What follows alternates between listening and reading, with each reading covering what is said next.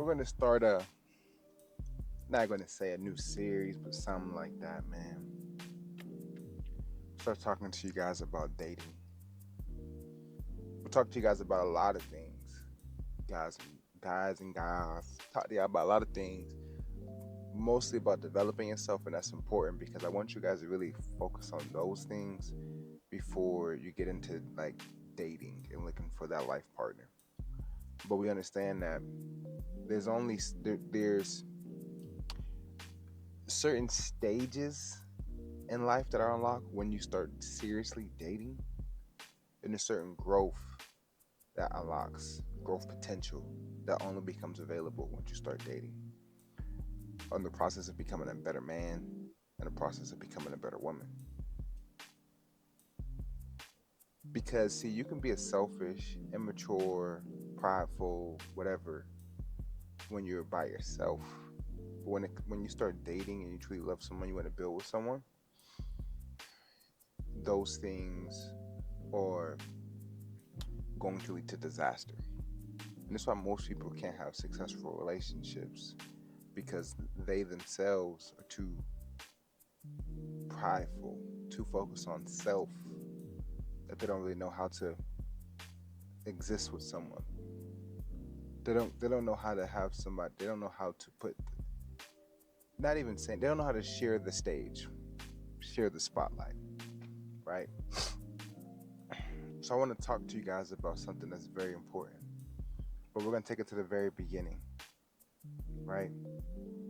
And I'm going to say before we even talk about how to even get that person, first dates, how to dress, how to smell good, how to do whatever the case may be, right? Because this ain't for everybody. Because I'm gonna put God in everything, right? So this is for God-fearing individuals who want a wife. Now we're trying to hook up. You understand what I'm saying? These things could be used to hook up, but it just won't be. 9 times 10, the women or for the ladies watching, the guys you're gonna meet regarding this, they're not gonna be hookup type of people anyway, right? So I'm gonna talk to you about what you should look for, how to know that you are making a good pick in a partner. So before you even going on a date, what to look for. When you start dating, what to look for. Is this person of that cloth that I'm looking for? So first and foremost, let's say this. Date with the intention on marrying someone. If you cannot see yourself marrying this person, why would you get in a relationship with them? Why? Do you just like wasting your time? Do you like wasting other people's time? There could be somebody else out there in the world who, and I'm not talking about if you're ready to marry them. That's a different conversation. I mean, if you can see this being someone you can marry. And I'm not talking about with your selfishness. I'm not talking about you not wanting to see them with somebody else. So you're like, yeah, maybe, and maybe in the future. No, I'm not talking about maybe in the future. I'm talking about yes or no. Is this someone that you can see yourself marrying? That's what we need to get across the board right now.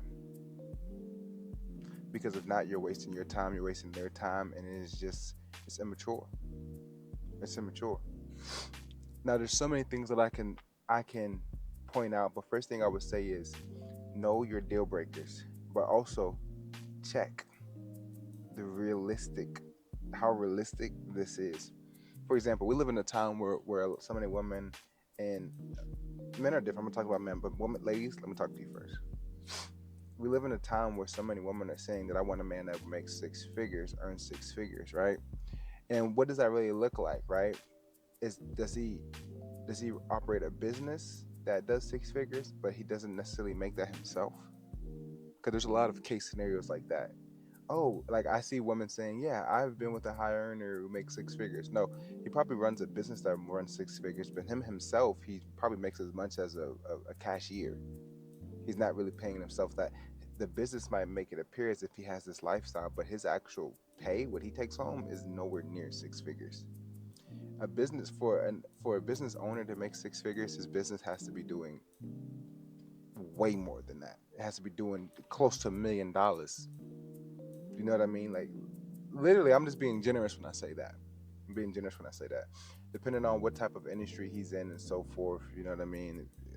Depending on what industry, where there's overhead and different things like that. So it's case by case. But what I'm saying is, how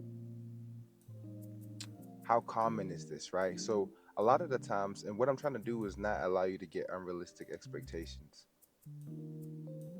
Same thing with men. Oh, I want a girl who does this and a girl who does that, right? So many men, and I'm not going to say like, okay, we're not supposed to be having sex to marriage, but I had sex way before marriage and stuff like that, right? So I'm not going to try to judge you guys based on the standard that I did not oblige by. If you're on that journey, I support you 1,000%. But I'm gonna try to speak this across the board for everyone who's looking to now be like, okay, I'm single, I'm ready to get out there, want to honor God, and maybe this is how I'm moving forward now. I get it, right?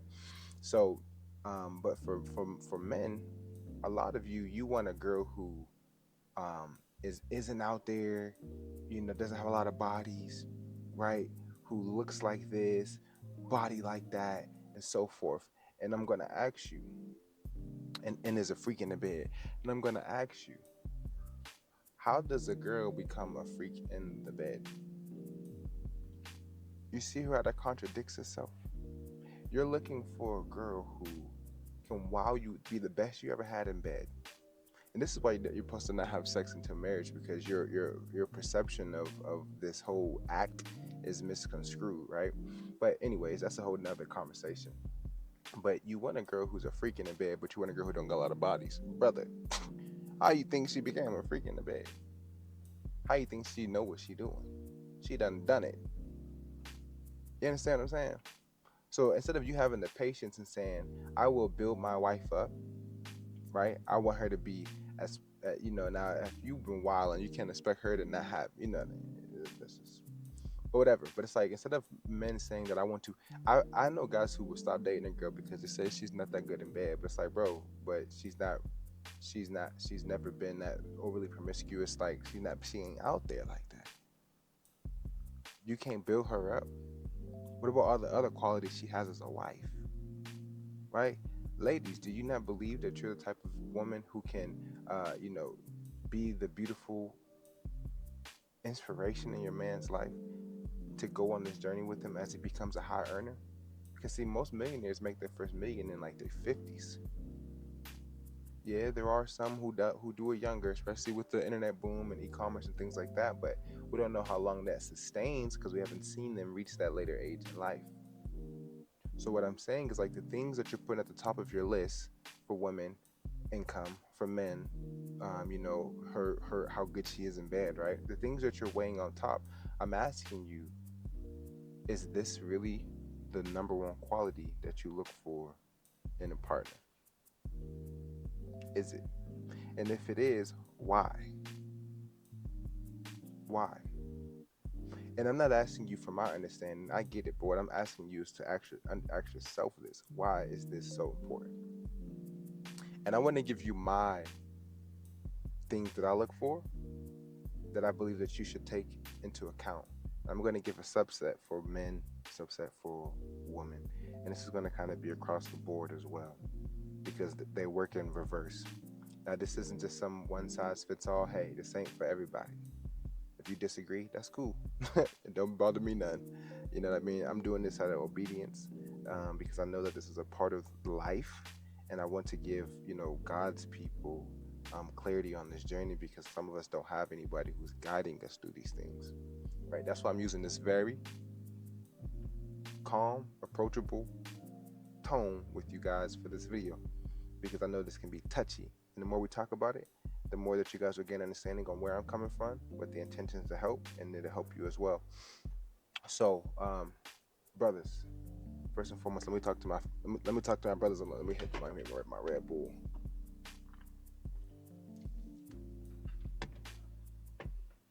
First and foremost, let me talk to my brothers.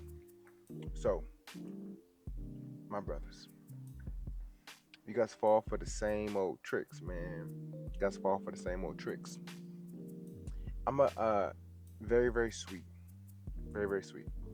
If she does not fear God or believe in a higher power, because sometimes you find women and they be in a different journey in life. They be on the spiritual journey. They be dealing with these crystals. They be burning sage and things like that. And it's like she's trying to connect to what she feels, and I get it. But I would tell you that look for a God fearing woman first, because this is why. I got a buddy who he's engaged, and his fiance she likes to party and do these other things and stuff like that. Now, I'm not saying she's cheating on him. I'm not saying that she's gonna leave him. But what I will say is that it leaves the door open for those type of things. And if we live in a society where women don't fear men, because we don't live in a time where women need to fear men, and I love that. That's amazing, right? Um, versus like in the old, like in the 1940s, 50s, where like the man was like the law of the house, and like you know what I mean, like it was crazy, like it was a different time, very challenging time for women. So like, women don't fear you. So what is her moral guide on what's right and wrong?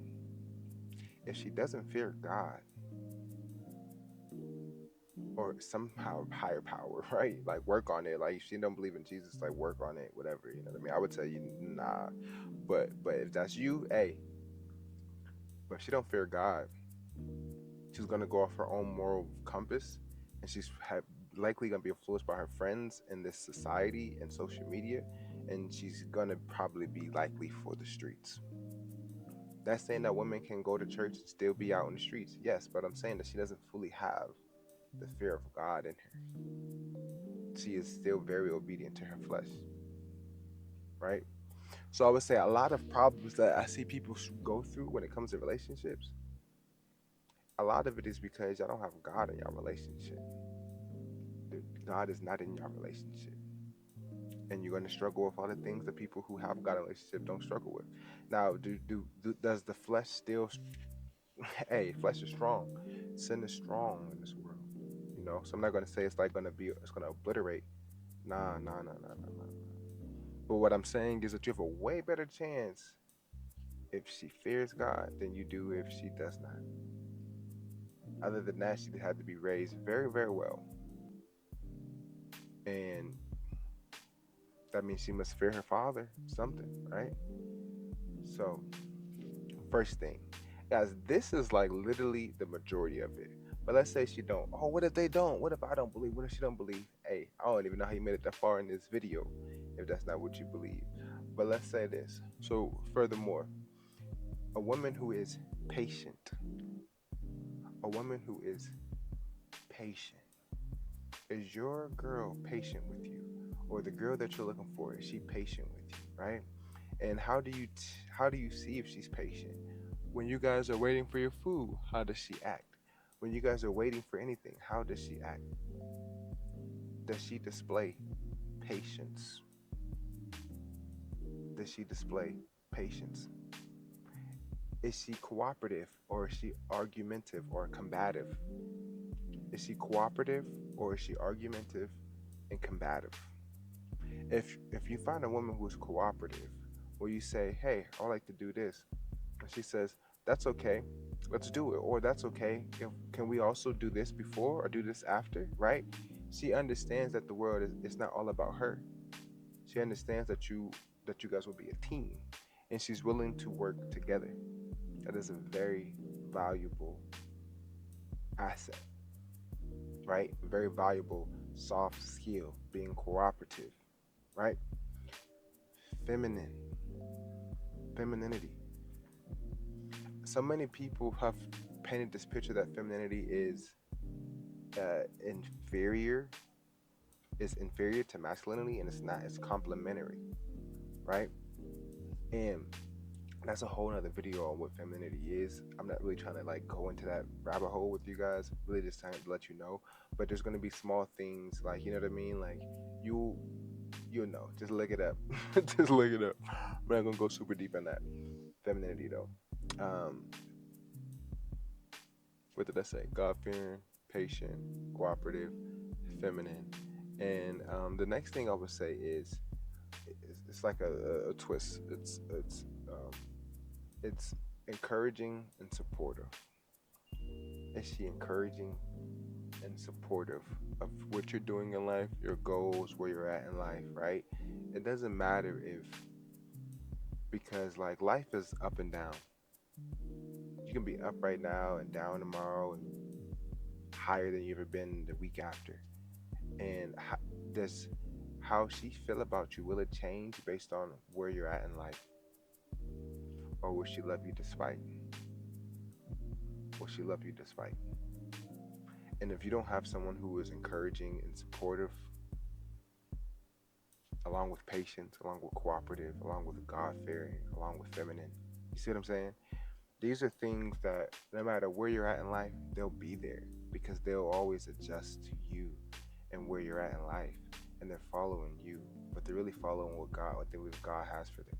And if you're the person that God has for them, they'll work through all those different seasons with you. You understand what I'm saying? So you need to make sure you have like look for these type of things when it comes to looking for a wife. And I want you to, for you, you're gonna go even deeper as far as what you look for in a partner. And you guys can drop this out in the comment. Okay, you said these things. What else should I look for? What about this? What about this? What about this? What about this? That's cool. Drop it down in the comments. I'll respond to them, look at them, and tell you what I think about those specific things. But what I really want you to do is look at the reality of what society tells you to look for in a partner, and it's different between when you're trying to find a sexual partner versus when you're trying to find someone fit for marriage. The Bible says when a man finds a wife, he finds a good thing. He doesn't say when you build a wife, you find a wife. So a wife already has qualities. A wife already has traits, characteristics. So you find a wife. You don't try to turn a promiscuous woman, a sexual partner, into a wife. You understand what I'm saying? Ladies, really quickly, let's go over this as well. Um, and I think of this as like, ooh, it's it's challenging. So I'm clearly not a woman, and I don't never dated men in my life. But I understand as a man when it comes to like what type of men I would like to surround myself by, and also too just from like understanding like I have sisters and what type of men I would like to see my sisters pick. Now, I don't pick for them, whatever, you know what I mean. It is what it is. But I'm going to give you guys some pointers as well. 'Cause I know we got a lot of ladies who support this channel, and I want to make sure that I give you guys this guidance as well, so that men, I'm telling you what's up. Ladies, I'm gonna tell you what's up. First thing, um, ladies, because you're going to be at different times in your life. You're going to be in different times in your life, and men, we have to go through a lot of different phases. You see, because a woman's value is kind of given to her, or I would say it's not obtained through hard work. It's obtained through preservation of her beauty and her body, right? Not giving her body to all these things, not giving her body to toxic things, not giving her body to drugs, not giving her body to poor choices of food, right? Fitness, preserving her body, and not giving her body to a lot of men. The preservation, right? It's also given through patience, right? Through the things that she learns to wait for and not just jump to whatever first thing becomes available. So patience is a virtue. So woman is also based on that. Her perseverance, her preservation, her patience, right? And the preservation of these things, her waiting, her being still, her being like, you know what I mean? And so a woman has to preserve her beauty. Men have to put in hard work to gain some sort of value. Women preserve their value in life. Men start off with no value. You're nothing. Like, not literally, but I'm just saying this, right? You're nothing. Yeah, become valuable. What you know, how you speak, communicate, knowledge, information, skills, so forth, so forth, so forth. Gain skills, become more valuable, become a better asset to your people, the people around you. So when I say this, that woman, when you meet a man, he's gonna be in different. He's gonna be a certain, depending on where he's at in life. And like I said, that can change because a man's value changes, just like a woman. But usually, women, They have a prime. And if you can preserve that longer, you see what I'm saying? They have a prime. Men will enter a prime as well, but it's fickle unless he's building a business. But the market can change, the economy can change. This boosts and lowers value. But typically, if it's an economic thing, based on the economy, if he's going down, the economy is going down. So he's still in the same space in the world, right? But I'm getting too deep into that. So what I'm saying is like the man that you're looking for, does he have grit and the ability to persevere? Now, men, listen to this as well. It's important that you guys stay here as well because I want you to understand how to develop this. Because I would say, oh, ambition and da da da da da. Yeah, we can say that, but what I'm saying is that life is going to get rocky and the boat's gonna rock. Does he have grit? And I'm not saying that he needs to have a main goal. I'm not saying like he should learn how to pivot, but that comes in with persevering, understanding what your main goal is and what you're going for in life. But does he know how to? Does he have grit? Does he have grit? Does he have grit? Right? Is the first thing I would say, ladies, look for, man. And first thing, let's throw this out there. God fearing is first, right? God fearing first and foremost, because he's going to be loyal to you, because he's going to be loyal to God, and he understands that disrespecting you is going to be disrespecting God. So, God fearing, two, grit and perseverance. Can he overcome the obstacles that he's faced with?